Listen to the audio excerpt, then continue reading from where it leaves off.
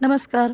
स्नितिकाज recipe मराठीमध्ये तुम्हा सर्वांचे खूप खूप मनापासून स्वागत आहे. आज आपण पाहणार आहोत अतिशय साध्या सोप्या पद्धतीने बनवली जाणारी आणि चवीला तर खूपच अप्रतिम अशी लागणारी गावरान भेंडी फ्राय. चला तर मग रेसिपीला सुरुवात करूया. व्हिडिओ स्किप न करता शेवटपर्यंत नक्की पहा. ही रेसिपी करताना आपण या ठिकाणी कुठल्याही प्रकारचे मसाले वापरलेले नाहीत. या ठिकाणी मी कोवळी गावरान भेंडी घेतलेली आहे. आता ही भेंडी आपल्याला स्वच्छ धुवून पुसून घ्यायची. धुवून पुसून घेतल्यानंतर आपल्याला ती भेंडी कट करून घ्यायची आहे. ओली असताना कट करायची नाही, नाहीतर भेंडी चिकट होते.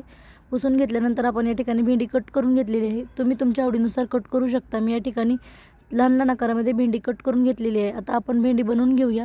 त्यासाठी गॅसवरती कढई ठेवून घेतली आणि त्यामध्ये 2 पळी तेल टाकून घेत आहे. तुम्ही तुमच्या आवश्यकतेनुसार टाकून घेऊ शकता. तेल जे आहे ते आपल्याला व्यवस्थित असं गरम करून घ्यायचं आहे. त्या अगोदर मी या ठिकाणी हिरवी मिरची, लसूण आणि कोथिंबीरचा ठेचा करून घेतलेला आहे.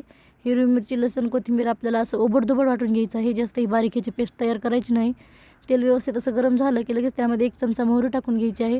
मोहरी जी आहे ती आपल्याला व्यवस्थित अशी तडतडू द्यायची आहे. मोहरी तडतडली की लगेच त्यामध्येच मी या ठिकाणी पाव चमचा जिरे टाकून घेतलेले आहेत. जिरेही आपल्याला मोहरीप्रमाणे व्यवस्थित असे फुलू द्यायचे आहेत. जिरे आणि मोहरी दोन्ही व्यवस्थित असे तडतडल्यानंतरच आपल्याला बाकीचं साहित्य टाकून घ्यायचं आहे. त्यामुळे भेंडी जी आहे ती चवीला खूपच छान अशी तयार होते. आता आपण जी हिरवी मिरचीचा ठेचा तयार करून घेतला होता तो टाकून घेऊया.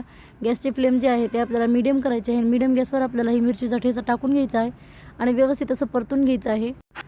लसूण आणि मिरचीचा कच्चेपणा जाईपर्यंत आपण हे साहित्य व्यवस्थित असं परतून घेऊया. साहित्य थोडंसं छान असं परतलं की लगेच त्यामध्ये मी या ठिकाणी 1 चमचा मीठ टाकून घेतलेला आहे आणि पाव चमचा हळदी पावडर टाकून घेतलेली आहे. आता परत आणखीन आपल्याला ते व्यवस्थित असं मिक्स करून घ्यायचं आहे. आता आपलं वाटण जे आहे ते छान असं परतलेलं आहे. तुम्ही पाहू शकता या ठिकाणी तेल सुटलेलं आहे. वाटण छान परतल्यानंतरच आपल्याला त्यामध्ये कट करून घेतलेली भेंडी टाकून घ्यायची आहे. मी आता या ठिकाणी भेंडी टाकून घेत आहे. भेंडी जी आहे ते आपल्याला गॅसची फ्लेम लो ठेवूनच त्यामध्ये टाकून घ्यायची आहे. भेंडी टाकल्यानंतर आता आपल्याला व्यवस्थित असं मिक्स करून घ्यायचं आहे. पूर्ण भेंडीला हे साहित्य लागलं पाहिजे अशा पद्धतीने आपण ते मिक्स करून घेऊया.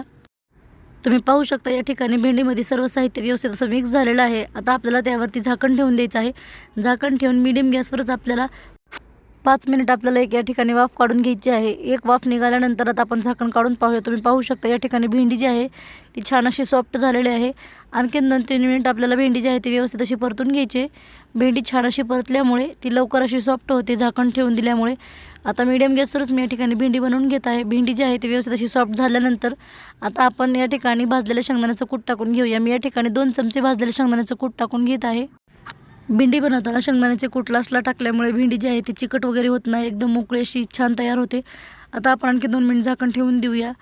2 मिनिटानंतर आपली भेंडी एकदम छान अशी तयार झालेली आहे. ही रेसिपी तुम्ही एक वेळेस नक्की ट्राय करून पहा. ही रेसिपी कशी वाटली कमेंट करून नक्की सांगा. व्हिडिओ आवडल्यास लाईक करा, शेअर करा, सबस्क्राईब करा.